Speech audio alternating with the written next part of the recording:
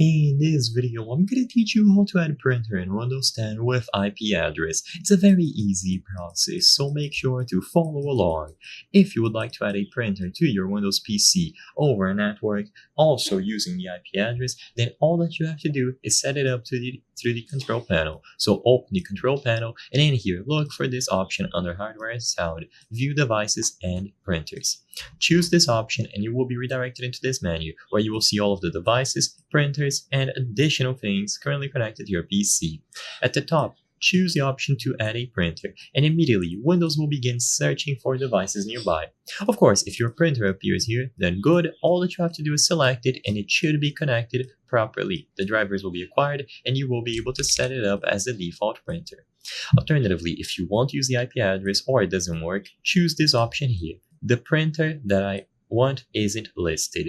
When you click this option, it will open a troubleshooting menu. You will see 5 main options, and if you want to add it using the IP address, choose the third one. Add a printer using an IP address or a host name. So make sure that you tick this option and then choose Next. Now, in the other menu that appears, you will be able to choose the device type and then input the host name or IP address. If you leave it on IPP device, you can type it here and then proceed, or if you change it to something like auto detect, you might have to include additional information. Sadly, I won't be able to cover how to acquire the IP address for your particular printer in this video. I am under the assumption that you know how to identify it and that it is turned on, properly set up. And after you input the IP address here as needed, everything should be set accordingly and you will be able to proceed.